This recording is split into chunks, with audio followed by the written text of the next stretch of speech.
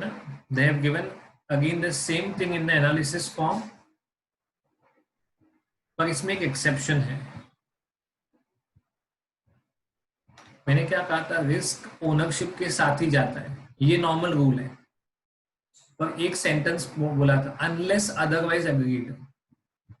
Okay, या तो buyer के डिफॉल्ट की वजह से डिलीवरी नहीं हो पाया या सेलर के डिफॉल्ट की वजह से डिलीवरी नहीं हो पाया, तो जिसका डिफॉल्ट उसका loss,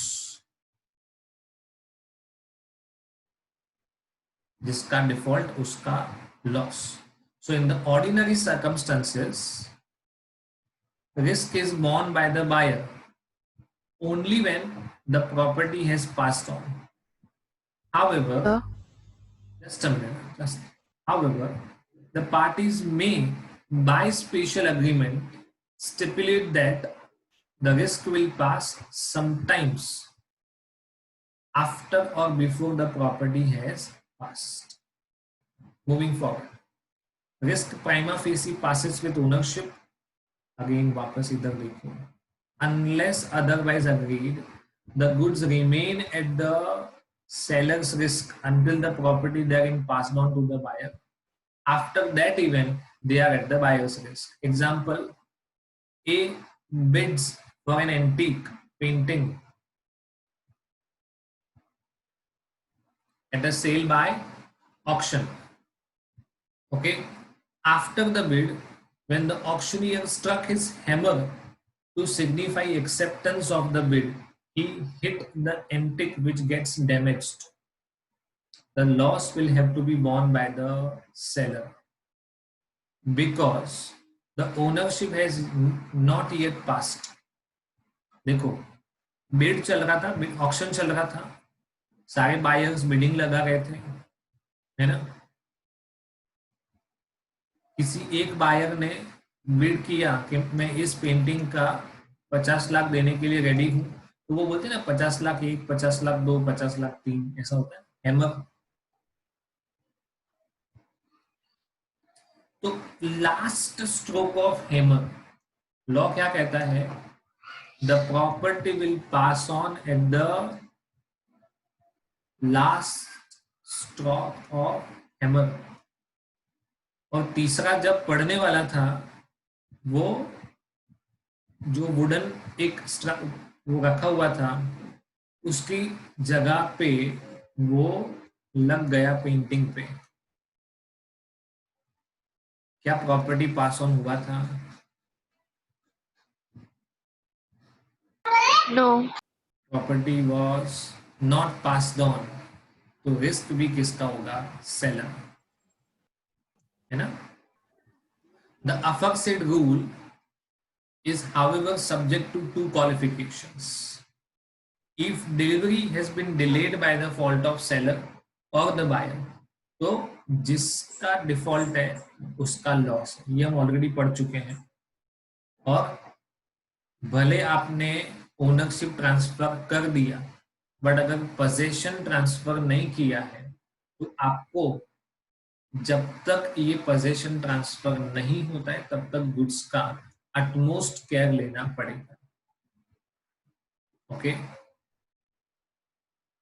example: A contracted to sell 100 bales of cotton to be delivered in Feb. B took the delivery of part of the cotton but made a default in accepting the remaining bales.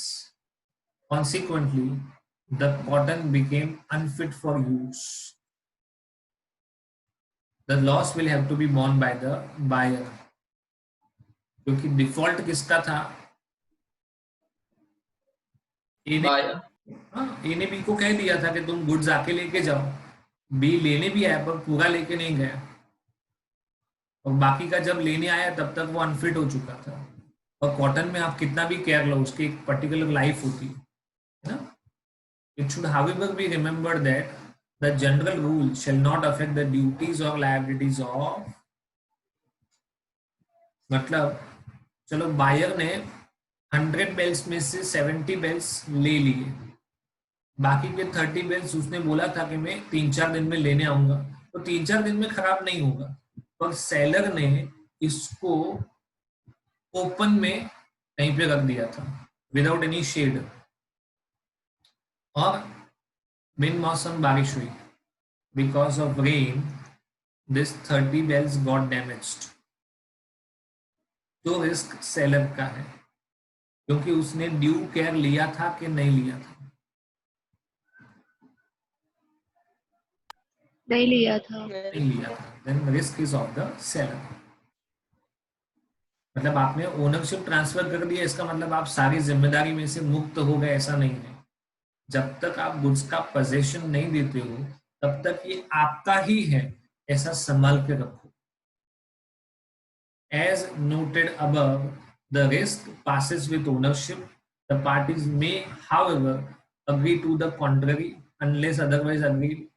For instance, the party may agree that the risk will pass sometimes after or before the property has passed on. मतलब risk अलग जाएगा और ownership अलग जाएगा, ऐसा कर सकते हैं। ओके, ट्रांसफर ऑफ टाइटल थोड़ा सा डिस्कस कर लेते हैं। एक point, sale by person not the owner. मैं किसी चीज का ओनर नहीं हूं, can I transfer? No. Okay, the buyer acquires no better title to the goods than the seller had. माने सेलर का टाइटल डिफेक्टिव था तो बायर का भी कैसा होगा? इसमें सेंटेंस में सेलर से बेहतर नहीं मिलेगा। सेलर से बेहतर नहीं मतलब सेलर का डिफेक्टिव है तो बायर का उससे इंफीरियर हो सकता है बट सुपीरियर नहीं हो सकता। अगर सेलर का टाइटल डिफेक्टिव है, जो सेल कर रहा है उसका खुद का ओनरशिप नहीं है, तो वो ना ट्रांसफर आप नहीं कर सकते unless the owner of the goods is has by his conduct precluded from denying the seller's authority to sell. ये समझने जैसा है बहुत। सपोज गुड्स ए का था पर ये गुड्स बी ने ए के प्रेजेंस में सी को बेच दिया। किसका गुड्स था? ए का। किसने बेचा? बी ने। किसको बेचा? सी को। किसके प्रेजेंस में? ए के।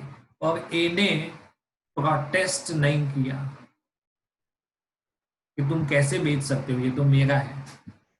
He did not protest. तो फिर सी का टाइटल बेटर होगा कि नहीं होगा? होगा। ऑब्वियस, सी का टाइटल बेटर है। और बाद में अगर ए सी के ऊपर क्लेम करे कि देखो बी का तो ओनरशिप था ही नहीं, वो मेरा गुड्स था, उसने गलती से तुमको बेच दिया है, तो सी क्या कहेगा? जब ये सेल हो रहा था और तुम्हारी प्रेजेंस में हो रहा था तब बोलना चाहिए, अब बोल के कोई फायदा नहीं है। तो मतलब owner of the goods, owner of the actual owner of the goods कौन है? A has by his conduct, bye his conduct मतलब वो साइलेंट रहा, प्रिक्लूडेड फ्रॉम डिनाइंग, उसने डिनाई नहीं किया कि बी का अथॉरिटी नहीं है ना। अगर उसने साइलेंस रखा मतलब उसने अपने आप को या सी को इन्फॉर्म नहीं किया कि देखो ये तुम खरीद गए हो पर ये उसका ओनरशिप नहीं है, ओनरशिप मेरा है, तो फिर सी का टाइटल बेटर।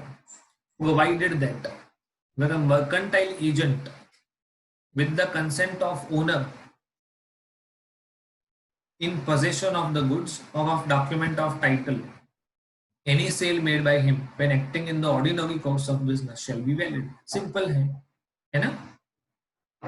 ए ने मिस्टर एक्स को अपना मर्केंटाइल एजेंट अपॉइंट किया है, तो जो अथॉरिटी ए ने एक्स को दिया होगा, ए ने एक्स को अप टू 1 लाख रुपीस के गुड्स बाय या सेल करने का अथॉरिटी दिया है, और एक्स वाई को 90,000 का गुड्स सेल करे। देखो एक्स ओनर है कि नहीं है, whether X is the owner और नॉट, नो सर, नहीं है, बट फिर भी उसने गुड्स वाई को बेचा और वाई का टाइटल बेटर होगा, क्योंकि उसने किसके पास से खरीदा है, एक्स, जो ए का मर्केंटाइल एजेंट है, और एजेंट ने देखो गुड्स खरीदना बेचना वो राइट तो दिया ही था उसको, so he is acting in the ordinary course of business. Okay, इसका मतलब वाई का टाइटल बेटर होगा, even though X is not the owner, even though X is not the owner. ऐसा रियल लाइफ में बहुत होता है, प्रैक्टिकली ऐसा बहुत होता है। सपोज है ना, मैंने चिली या पोटैटो या ऑनियन उसका फार्मिंग किया है ना, तो मैंने ये प्रोडक्ट बैग्स में भर के मैं लेके आया एपीएमसी में, और वहां पे मैंने बेचा नहीं, I have not sold, I have appointed an agent, और उस एजेंट को ऐसा बोला है कि तुम आगे किसी को सेल करो, है ना, हमको कोई प्रॉब्लम नहीं है, मेरा गुड्स है, मैं इसका पोजीशन तुमको देके जाता हूँ, तुम इसको सेल करो, जितने में तुम सेल करोगे ना उसका 2% तुमको कमीशन मिलेगा। तो जो एजेंट है उसके पास अथॉरिटी था कि नहीं था, yes or no? Yes, Yes, even though he is not the owner, he can pass on a better title. Agent owner नहीं था, फिर भी उसने जो गुड्स का ट्रांसफर किया था, तो जो परचेजर है ना, उसके पास गुड टाइटल होगा, बेटर टाइटल होगा, बोनाफाइड टाइटल होगा, है ना।